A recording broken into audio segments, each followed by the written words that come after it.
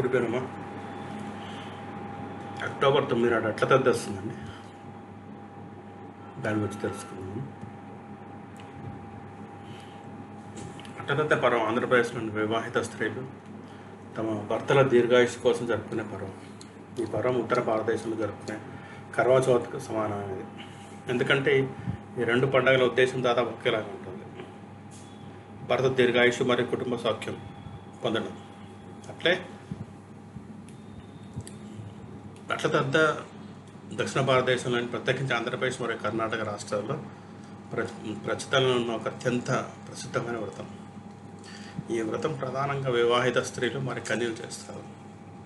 ఈ పర్వం అమాంత హిందూ పంచాంగం ప్రకారం ప్రతి సంవత్సరం ఆశ్వయుజ మాసంలోని కృష్ణపక్ష తృతీయ నాడు జరుపుకుంటారు. అట్లతద్ద సందర్భంగా స్త్రీలు మొత్తం దినం ఉపవాసం ఉంటారు. మరియు రాత్రి వేళలో చంద్రునికి ఆర్ఘ్యం సమర్పించి వ్రతాన్ని పారణ చేసుకుంటారు. పారణ అంటే ఏంటంటే బ్రేక్ చేయడం, ఫాస్టింగ్ బ్రేక్ చేయడం. అట్ల తద్దె అనే ఈ వ్రతంలో అట్లు అంటే పిండితో తయారు చేసిన రొట్టె లేదా పూరి, మరియు తద్దె అంటే తృతీయ తిథి అన్నమాట. ఈరోజు ఉపవాసం పాటించే స్త్రీలు రాత్రి వేళలు ప్రత్యేకంగా అట్లా అంటే రొట్టె పిండి లేదా పూరి తయారు చేసి చంద్రునికి అర్పిస్తారు. తర్వాత తాము స్వీకరిస్తారు. అట్లతద్ద వ్రత విధానం సాంప్రదాయకంగా అట్లతద్ద ఈ క్రింది విధానంతో చేయబడుతుంది. అయితే స్థానిక సంప్రదాయం ప్రకారం ఆధార వ్రతం చేసే విధానంలో కొన్ని మార్పులు తేడాలు కూడా ఉండొచ్చు. ముందుగా ఉదయం స్నానం చేసి శుద్ధమైన బట్టలు ధరించాలి. ఆ తర్వాత నిర్జల ఉపవాసం యొక్క సంకల్పం తీసుకోవాలి.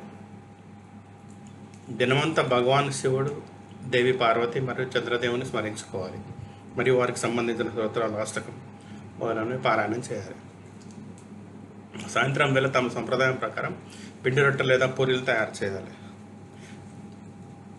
చంద్రోదయం అయిన తర్వాత దీపం వెలిగించి చంద్రదేవునికి ఆర్ఘ్యం సమర్పించాలి. ఆ తర్వాత పిండి రొట్టె లేదా పూరి సమర్పించాలి. చంద్రునికి ఆర్ఘ్యం సమర్పించిన తర్వాత భర్తకు ఆరతి చేయాలి. మరియు అతని దీర్ఘాయుష్ మరియు ఆరోగ్యం కోసం ప్రార్థించాలి. చివరిగా తాము కూడా భర్తతో కలిసి భోజనం స్వీకరించి వ్రతాన్ని పాలన చేసుకోవాలి. ఈ విధంగా అట్లతద్ద వ్రతం యొక్క సాంప్రదాయక పూజా విధానంలో సంపూర్ణమవుతుంది.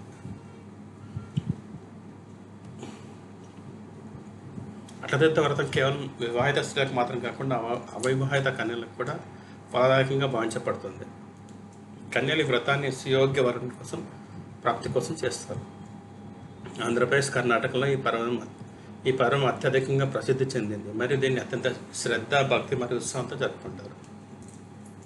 ఈ వ్రతం స్త్రీల సౌభాగ్యం మరియు కుటుంబ మంగళ కామనాల పర్వం కోసం చేస్తారు.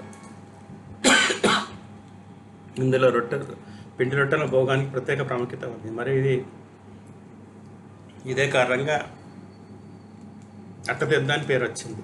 మతపరమైన దృష్టికోణం నుండి వ్రతం చంద్రుని సౌమ్యత, శీతలత మరియు దీర్ఘాయుష్ యొక్క ప్రత్యేకత భావించబడుతుంది.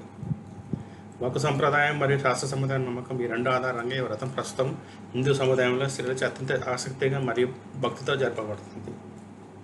తదియ తేదీ అక్టోబర్ 9 మధ్యాహ్నం తెల్లవారుజామున 22:22 స్టార్ట్ అవుతుంది. ముగింపు మాత్రం అక్టోబర్ 9 రాత్రి 10:54 అయిపోతుంది.